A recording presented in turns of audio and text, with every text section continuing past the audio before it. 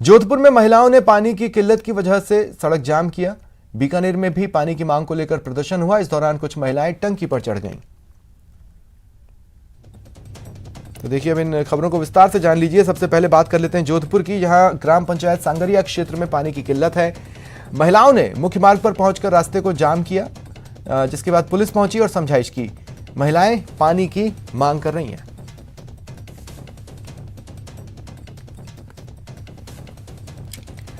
और बीकानेर में पानी की कमी के चलते वाल्मीकि बस्ती की महिलाओं ने मटका फोड़ प्रदर्शन किया और पेयजल विभाग के कार्यालय पर नारेबाजी की। कुछ महिलाएं प्रदर्शन कर पानी की टंकी पर चढ़ गईं। महिलाओं के पानी की टंकी पर चढ़ने की सूचना पर पुलिस और प्रशासन पहुंचा। समझाइश के बाद महिलाओं को नीचे उतारा गया।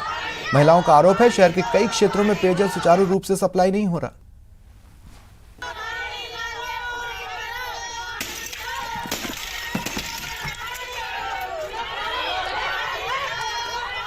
करगिल युद्ध के दौरान दुश्मन के दांत खट्टे कर परमवीर चक्र प्राप्त करने वाले योगेंद्र सिंह यादव आज झालावाड़ पहुंचे।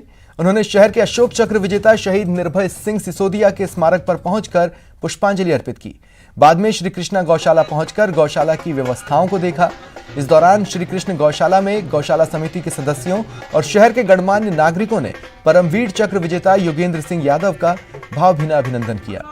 परमवीर चक्र विजेता योगेंद्र यादव ने गौशाला में गौवंशों को गुड़ और चारा खिलाया। झालावाड़ की धरती को नमन करता हूं कि इन्होंने जो है यहाँ के लोगों ने इतना मान सम्मान दिया है और जो भाई शैलेंद्र यादव जी हैं, जिनके माध्यम से मुझे सौभाग्य मिला कि झालावाड़ की धरती पर मैं आ सका और आज श्री कृष्ण गौशाला के अंदर जो ये भव्य फंक्शन किया है, सर्व समाज के लोगों ने एक सैनिक को जो सम्मान मिलना चाहिए वो सम्मान दिया है। और अभी मैं सेवानिवृत्त हूँ और जो एक सैनिक को जब सम्मान मिलता है तो सेना पे खड़े बॉर्डर पे खड़े हुए सैनिकों का भी हौसला बहुत अफजाई होता है। मैं उन्हीं का साथी हूँ और सैनिक हमेशा राष्ट्र के लिए, राष्ट्र के निर्माण के लिए, समाज के उत्थान के लिए काम करता है और उसी काम में मैं आज लगा हुआ हूँ। उसी सिलसिले में मैं आज यहाँ पहुँचा हूँ कि अपने समाज को और अपने राष्ट्र को और ऊपर लेकर के जाऊँ। सभी चाहते हैं कि अपना सपनों का घर हो। इसके लिए आपको कुछ बातों को ध्यान में रखना जरूरी है। आइए जानते हैं ऐसी ही कुछ बातें। घर की नींव और संरचना के संबंध में एक क्षेत्र के मौसम और उसकी भौगोलिक स्थिति का काफी प्रभाव पड़ता है। जैसे भूकंप संभावित क्षेत्र में नींव, उसे बनाने की प्रक्रिया और मटेरियल का चयन काफी अलग होता है और इन बातों को ध्यान में रखना महत्वपूर्ण होता है क्योंकि ये जीवन हानि से संबंधित है।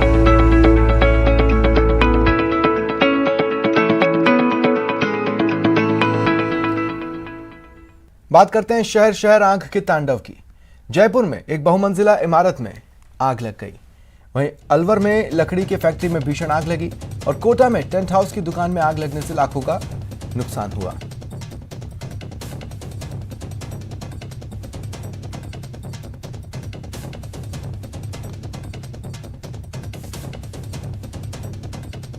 इन खबरों को विस्तार से भी जान ले। सबसे पहले बात कर लेते हैं जयपुर की, जहां आग ने जमकर तांडव मचाया। बहुमंजिला इमारत में ये भीषण आग लगी। दूसरी मंजिल में एक फ्लैट में ये आग लगी।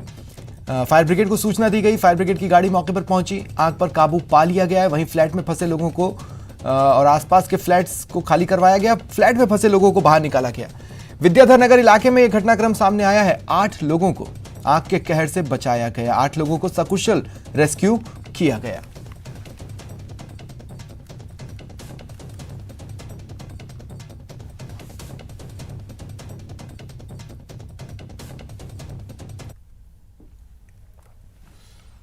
अलवर में आग का तांडव देखने को मिला। यहां नीमराणा के रीको औद्योगिक क्षेत्र में हिना कंपनी में अज्ञात कारणों से आग लगी। कंपनी में लकड़ी के प्लाईबोर्ड बनाने का काम होता था। आग से करोड़ों के नुकसान की आशंका है।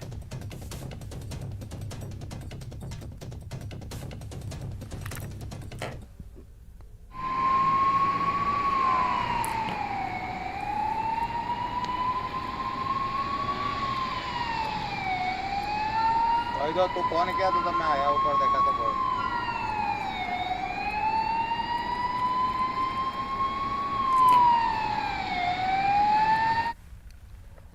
कोटा ग्रामीण के दिगोद कस्बे में एक टेंट हाउस की दुकान और गोदाम में आग लग गई। आग इतनी भीषण थी कि लपटें दूर दूर तक दिखाई दी। हालांकि कोटा, गढ़ेपान, सुल्तानपुर और आसपास के इलाकों से 4 दमकलें मौके पर पहुंची और 1.5 घंटे की मशक्कत के बाद आग पर काबू पाया। आग से लाखों रुपए का सामान जलकर खाक हो गया।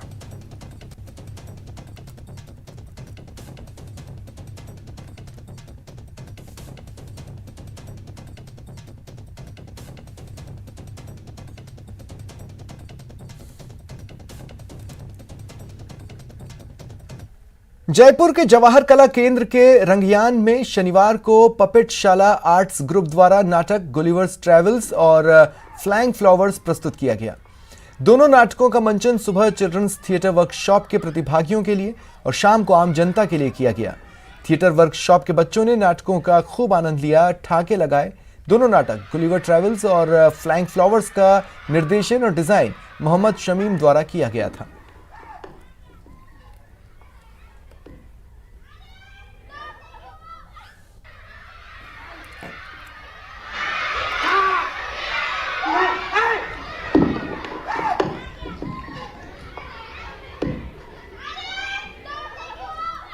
पर्यावरण संरक्षण के प्रति लोगों को जागरूक करने के लिए हर साल 5 जून को विश्व पर्यावरण दिवस मनाया जाता है। इस बार ओनली वन अर्थ की थीम पर पर्यावरण दिवस मनाया जा रहा है। आज के आधुनिक दौर में सुख सुविधाओं और टेक्नोलॉजी की चाहत में पर्यावरण संरक्षण जैसे आवश्यक और महत्वपूर्ण विषय पीछे छूट जाते हैं।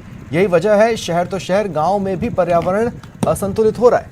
हालांकि पर्यावरण संरक्षण के प्रति लोगों की जागरूकता पहले से कहीं ज्यादा बढ़ी है, लेकिन पर्यावरण संरक्षण के लिए अभी और अधिक प्रयास की जरूरत है।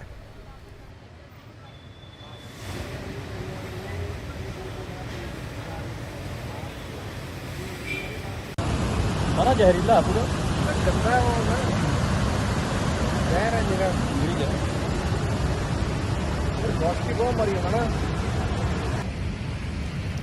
फिलहाल इतना ही। नमस्कार।